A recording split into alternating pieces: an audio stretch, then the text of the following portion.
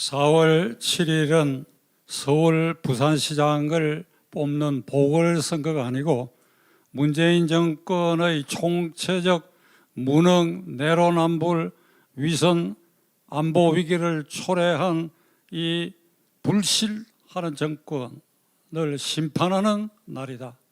따라서 우리는 모두 힘을 합쳐서 가장 효과적이고 무서운 불벼락을 내려야 한다는 데 대해서 노심초사해 오신 여러분, 그리고 특별히 해외에 계신 동포 여러분, 4월 7일 서울 부산시장 보궐선거는 분명히 민심의 승리입니다.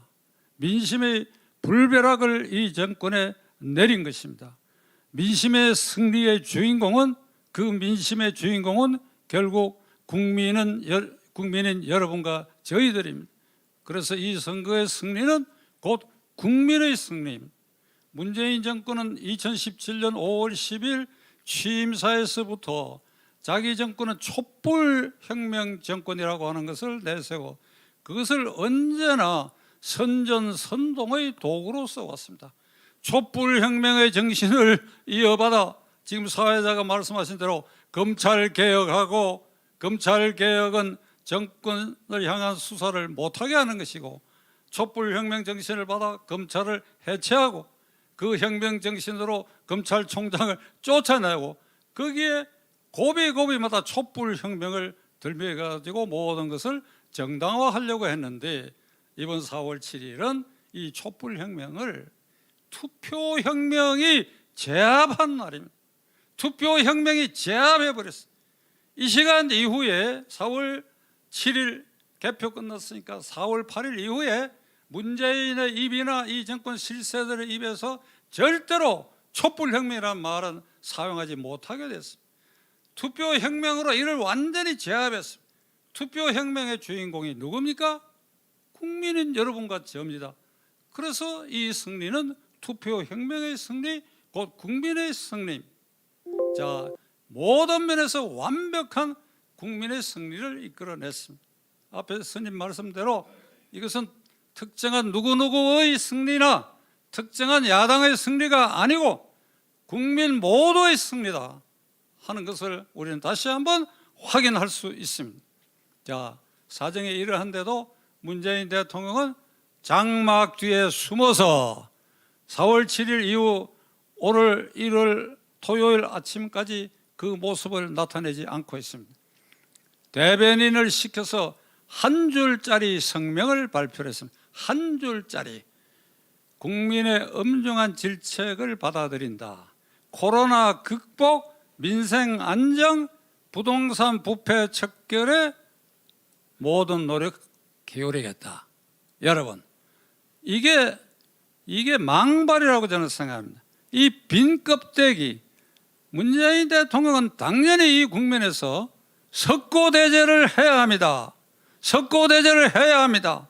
무릎을 꿇고 국민 앞에 내가 그동안 무엇을 잘못했다 조목조목 얘기하고 남은 임기 여러분이 용납하신다면 적어도 이러이러한 일을 고쳐나가겠다, 이렇게 나와야 합니다. 막장 뒤에 숨어서 대변인 시켜가지고 한 줄짜리 질책을 엄중히 받아들인다, 무슨 코로나, 민생, 부동산 부패 척결에 올인하겠다, 우리가 듣고 싶고 보고 싶은 모습이 이것이 절대로 아닙니다. 민주당의 실세 당직자들은 이튿날 아침에 일제히 한 줄로 서가지고 국민 앞에 고개를 숙이는 모습을 보이면서 우리가 민심을 제대로 읽지 못했다, 반성한다, 이렇게 해서 반성 쇼를 하고 난 그 다음 순간부터 이해찬 대표를 비롯해서 당 실세들이 여기저기 나타나가지고 그까지 서울 부산시장 1년짜리 시장에 우리가 뺏겼다고 해서 내년 3월 9일에 있을 대통령 선거에 우리가 절대 지지 않는다, 아주 표변해가지고 그들이 사과 쇼를 했다고 하는 것을 스스로 인정하고 말았습니다. 1년 뒤에는 언제든지 얼마든지 반드시 우리가 정권을 재창출할 수 있다.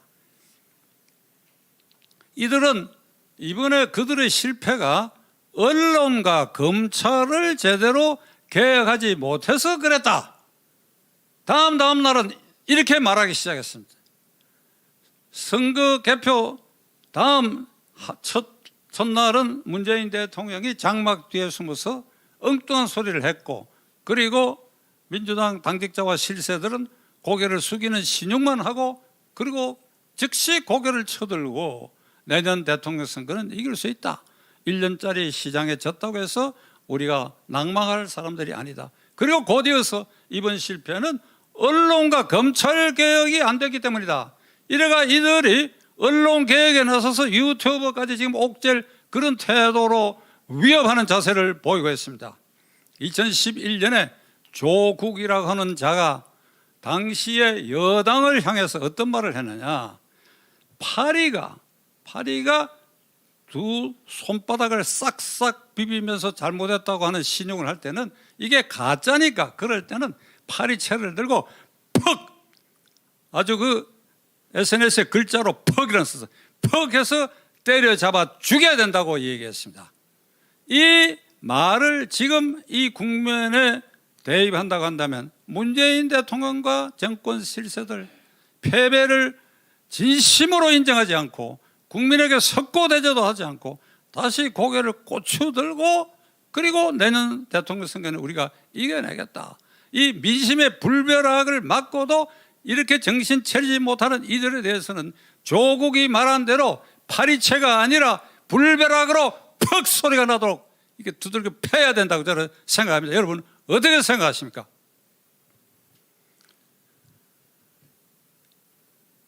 개표가 끝나고 다음 날, 그래서 4월 7일 다음 4월 8일 4월 9일 날 민주당 출신 박병석 국회의장은 이원 집정제 개헌을 논의할 때다.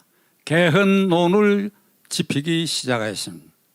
이원 집정제 개헌이라고 하는 것은 대통령은 외교 안보권만 맡고 내정에 관한 일체 권력은 국회에서 뽑는 국무총리에게 맡기는 제도입니다. 그러니까 일종의 내각제가 약간은 변경된 겁니다.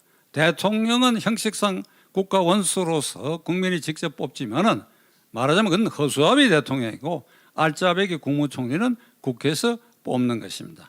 문제는 이것이 문재인 대통령이 내년에 퇴임하면서 그 대통령 자신과 가족과 그리고 정권 실세들이 안전하게 물러선 이후에도 사법 처리를 당하지 않고 안전을 도모하는 그 퇴로를 열어주기 위한 구조개혁이 바로 이 이원집정제 채택입니다. 이원집정제 개헌을 하게 되면 국무총리가 실권을 지게 되는데 국가 사정권, 그러니까 살아있는 권력, 진화 직전 권력에 대한 사정권 행사가 대통령 책임제인 현재의 제도보다도 훨씬 물렁물렁해지기 때문에, 자, 공수처 만들어놨다, 검찰 기 다 뺐다, 그리고 이원집정제 했다. 그리고 어저께 서울중앙지검이 작년 1월에 13명의 울산시장 부정선거 사건을 기소하고 난 다음에 지금 1년 2개월 만에 추가로 청와대 국정상황실장 이진석이라는 자를 추가 기소하고 그 위에 당시의 비서실장 그리고 이광철 비서관, 물론 나아가 대통령 요까지는 선을 끊고 이 사람들은 무혐의 처분을 했습니다. 오늘 아침 어떤 신문 사설을 보면 이렇게 나와 있습니다. 다음에 누가 대통령이 되더라도 울산의 부정선거 사건의 나머지 관련자들은 철저히 추적해서 수사해야 된다. 그 대상은 임종석 비서실장, 문제의 인물 이광철 비서관, 그리고 문재인 대통령 자신이다. 이들은 이 권력을 옥죄해 가지고 검찰의 힘을 다 빼놔놓고 서울 부산시장 선거 개표 끝난 다음 날 이 검찰로 하여금 아주 꼬리 자르기 하는 걸 여러분은 목격하셨을 겁니다. 이게 이원 집정제 개헌으로 제도를 바뀌게 되면 이 상태가 그대로 계속돼서 그래야 문재인과 그 권력 실세들이 안전히 도모되는 것입니다. 따라서 우리는 절대로 이 의원 집정제 개헌을 국민인 우리는 절대로 용납해서는 안 됩니다. 만일 이것을 용납한다고 한다면 4월 7일 민심이 폭발하여 불벼락을 이 정권에 내려친 그 의미가 희석되고 말 것입니다. 자, 애국시민 여러분, 문제는 야권에 있습니다. 좁히면 문제는 국민의힘 당에 있습니다. 국민의힘 당 의원 가운데도 의원 집정제 개헌을 찬성하고 어제 그저께 물러선 김종인 씨도 의원 집정제가 평생의 소원입니다. 이렇게 바꿔가지고 이 정권과 결탁해서 허수아비 대통령이라도 해봐야 되겠다고 하는 복심이 저는 김종인 씨에게 있다고 이 자리에서 단정하려고 합니다. 만일 김종인 씨가 이 방송을 듣고 박찬종 너 거짓말을 한다고 그러면 항변하시기 바랍니다. 공개적으로.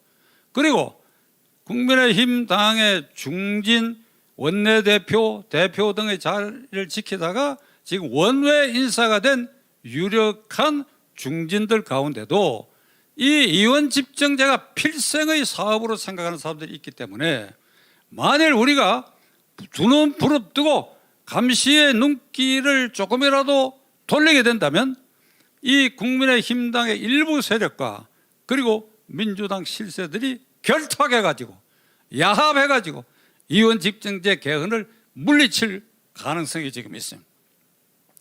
국회에 3분의 2 의석이 필요하기 때문에 지금 민주당 여권은 180석이 확보되어 있어요. 그리고 거기 우당까지 합하면 한 190석이 되니까 그 다음에 야당이 104석이니까 야당에서 10석만 넘어가 버리면 이 개헌은 국회에서 통과됩니다. 다음에 국민투표 절차가 있게 되는데 이 국민투표까지 가게 된다면 이 국론 분열에 따르는 또 한 번의 우리가 난장판을 경험하게 되는 국가적 소용돌이가 생길 수밖에 없어요.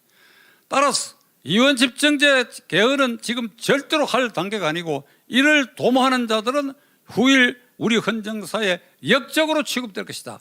만일 이 제도가 꼭 필요하다 그런다면 다음 대통령 임기 중에 그 대통령의 국민의 뜻을 물어서 개헌을 했으면 했지 지금 이 단계에 문재인 일당들의 퇴로를 열어주기 위한 개헌을 꿈꾸고 있다고 하는 것은 천만 부당한 일이다 라는 것을 여러분들에게 말씀드리고 이제 우리는 이 정권에 대한 감시와 비판의 화살을 조금도 늦춰서는 아니 되고 나아가 이 불실 야당에 대해서도 이들이 고추서고 엉뚱한 정치적 장난을 하지 못하도록 우리가 채찍을 여전히 계속 들고 있어야 된다 하는 것을 말씀드리는 바입니다.